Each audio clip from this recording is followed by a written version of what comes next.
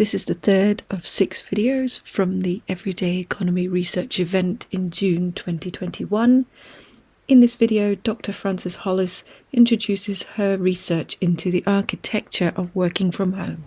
I've been researching the architecture of home-based work since 2001. And of course, this has become a very big story with COVID. But the reality is that it was a really big story beforehand. It was growing. More than 4 million people were working from home all the time. And by 2016, 95% of UK businesses were micro businesses employing less than 10 people. They were providing a third of all employment, a fifth of all turnover. They were basically invisible, not really thought about in economic terms.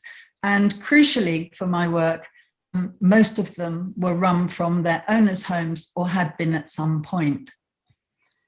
Obviously with COVID, this has been a sort of massive explosion in home-based work.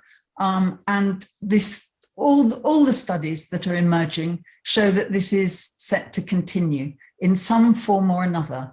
People have realized that it works for the employers in all sorts of ways, and for many employees it also works. And obviously, if we're working from home, this has a really major impact in the way that we inhabit, the way we conceptualize, and the way we design the city. But for me, the real headline, having been studying this for 20 years, the real headline of what's come out of home-based work and COVID is this statistic, that in May last year, when most middle-class people were working full-time from home, safely out of the way of the virus, only 1 in 5 working-class workers was. And the sickness and death rates reflect this. And obviously there are complex reasons behind this, but the architecture of home-based work comes into it in a big way. So I'm going to talk to you about some research that I started quite a long time ago, and then particularly one project that I worked on 10 years ago. So in 2004 to 2007, I worked on a ESRC funded project, which basically identified this mixed use building that I call the work home, a building that combines dwelling and workplace, by tracing its history from medieval times to the present day in England, and then really starting to investigate who were then the contemporary home-based workers. Who were they? What did they do? What spaces did they inhabit? What buildings did they inhabit? What were their spatial and environmental needs?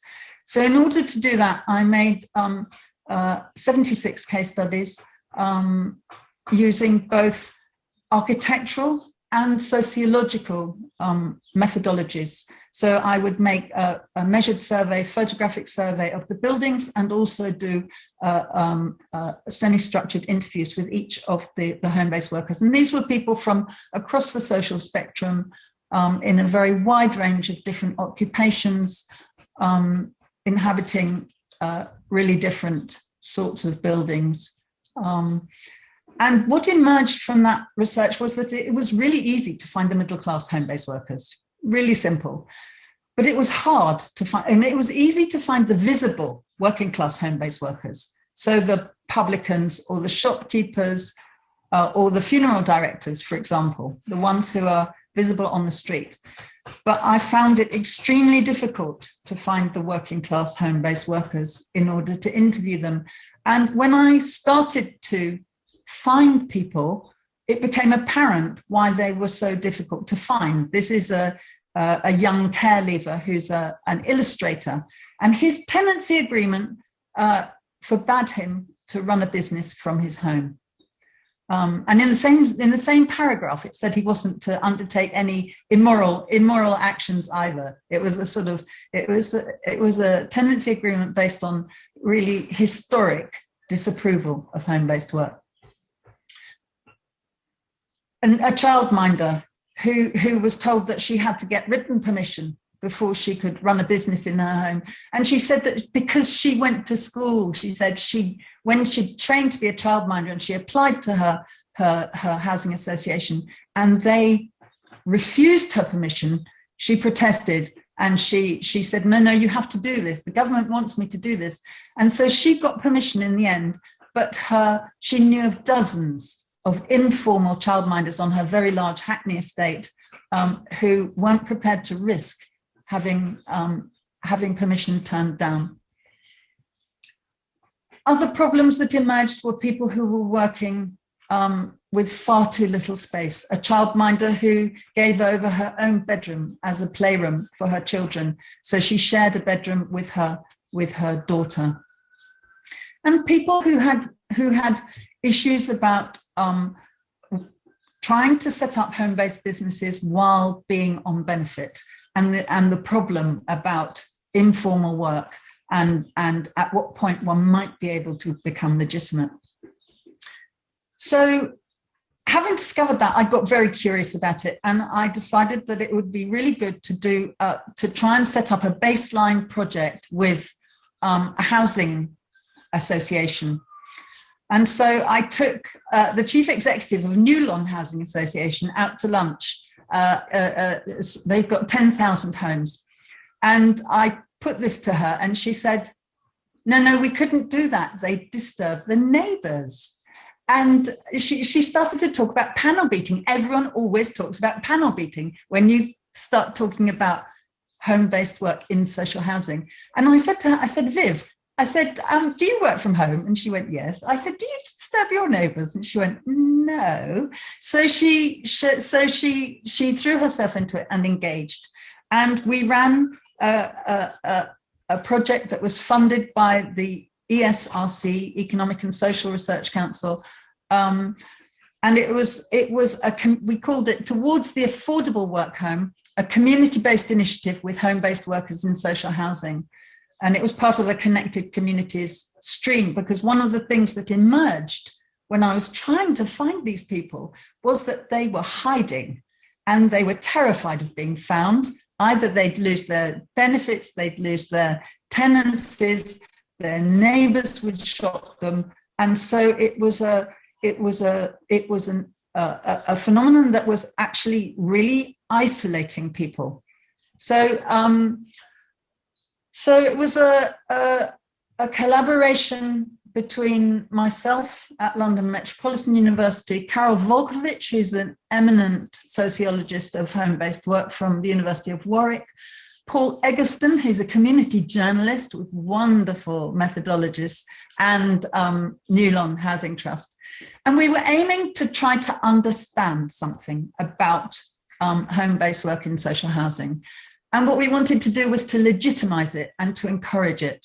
And we wanted to try and create connected community amongst these people, because obviously a lot of these people were offering local services. And so if they were visible and connected, it would lead to increased social connectivity, social networks, and also the local economy. And also we wanted to find out about the spatial and environmental issues that these people were facing. So the first thing that we did was that we got the New Lawn to reverse their policy. And so they sent a letter out to all 10,000 tenancies saying that home-based work was no longer prohibited. In fact, it was encouraged and supported. And here was a project that they encouraged people to get involved in. And we used innovatory methodologies, open space, participatory design, and community journalism. And we had 4 community-based events, and we ended up with a really high level of engagement with this previously hidden and disconnected community. And we did legitimize and support both existing and prospective home-based workers. So the idea of the open space, so this was the first community event, was that a working group gets together which has as wide a range of different people from different sectors of the community to think about a question that would be of interest to everyone. And this was the question that we came up with. How can we work together to make working at home a real possibility for all? And it was a one-day event. And the beauty of open space is that it's an event, it's a technology, a methodology that allows every person to have their voice heard equally. So there's no agenda at the beginning of the meeting. It was utterly terrifying for me, an architect, quite a control freak. And so we had this group, I think we had about 40 people. I think about 100 people engaged with the project overall. And I think we had about 40 to the first meeting. And there's a moment at which the facilitator just says, okay, here are the Post-its, the sticky Post-its, write up what you want to talk about it and put it on this wall as an agenda. And my heart was absolutely in my stomach. I thought nobody's going to write anything. And every single person in the room got up and started writing madly. We had this amazingly productive day where people were able to talk about the issues that they found to be really, the things that they found were either really problematic for them, things that were preventing them from going into home-based work, and they made a very strong connection between each other. And at the end of the day with open space, the marvelous thing is there's no work afterwards because the reports are written up on the day. And everyone gets to vote on what are the most important issues that are being discussed during the day. And these were the ones that came up. People need more space. Okay, it's absolutely fundamental. Social housing is built to tiny space standards. People need a support network to start their own businesses. People needed to have an idea of what would happen if their business actually outgrew their home, especially if you're starting in a really tiny space at the beginning. People had a real problem with not having any money to set up their own business. So one person was an ironer, and she was ironing by hand. And it meant that she could only do so many shirts an hour, which meant she was earning way below the minimum wage. And what she needed was an ironing press, and it would have cost about £450. And so the idea that there could be a microcredit community, and then a network to support and empower residents that lack skills. So these were some of the outcomes. The second participatory design, got that wrong. The second workshop was participatory design, in which people were invited to come, and it was a bit like Blue Peter, a whole load of cardboard and glue and scissors, and people were invited to create their perfect workspaces for the sort of home-based work they either did or they wanted to do. And we spent the whole day doing it, and in the end, they each presented their work and were filmed doing that. And it was extraordinarily moving to hear how articulate and clear they were about what they needed in order to support them working from home. So the strategies, methodologically, the strategies that it was considered to be an enormously successful project by the researchers, by the housing partner, and by the participants. So the fact that the letter went to each of the residents, that was a cost, 10,000 letters. The inclusive question was really important in the open space. It meant that everyone who was coming to the meeting knew there was something that they had something really positive to contribute to. Personal telephone contact was offered with me, and it was amazing. Everyone rang me up. Every single person who got involved rang up, and we had a very interesting conversation about what they did or what they wanted to do. There was also personal contact with a community worker who is embedded in Newlands Bangladeshi community, and that was terribly important because there were real trust issues because actually most of these people were working illicitly in one way or another. And so to actually come and join in with something like that, they had to feel that this was safe. And this community worker was a gatekeeper, if you like. So all the participants' voices were heard equally. All the events were held in the same place in the middle of a big estate. Childcare was offered, fares were paid, so no cost.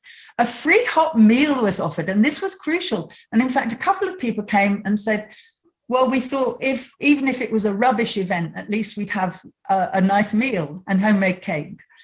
The community journalism, there were film diary room interviews, which were fascinating. And I wasn't necessarily expecting that a large, this particular population would want to speak openly on camera, but they did. So there we are. The less successful aspects were that we adapted the research. Initially, it was going to be the open space, participatory design, a website building workshop, which we ran and was enormously successful. Everyone who came, we managed to get hold of enough laptops, and we had the community journalism team there, and everyone who came ended up with a live website on WordPress at the end of the day. So it was an amazing, a sense of achievement. But the third workshop we had was, the fourth one, we put a new one in, was a business fair to actually encourage people to take up offers of business support. And it was at that point that Hackney Cooperative Developments came in as a sort of employment agency. And we realized we got a real problem with literacy, because they came with a sort of 10-page form for everyone to fill out. And we found a significant proportion of the people we were working with had little or no literacy. We had a lack of follow-up for the IT workshop, which meant that the websites weren't developed. And I think that in terms of this methodology and moving forwards, care really needs to be taken not to raise unrealistic expectations. Funding's needed for ongoing commitment. The venue needed to be as close as possible to the community, and a whole issue about funding websites on an ongoing basis. Part of the legacy was that people wanted to continue to meet. One of the extraordinary things about these meetings was that people fell into each other's arms. They were so pleased. I had people almost weeping on the phone saying, this means such a difference. I've been working secretly for so long and I've been terrified of being evicted. And they fell into each other's arms, and there was a very strong sense of collectivity and community. And so we set up an enterprise club which met monthly in the same community centre, where people could come and could share their stories and share their progress. And this went on for about 2 years, actually.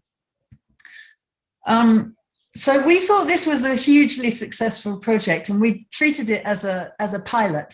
And so we made a big bid to take it further, with 3 big housing associations in deprived areas of the UK, and we weren't successful.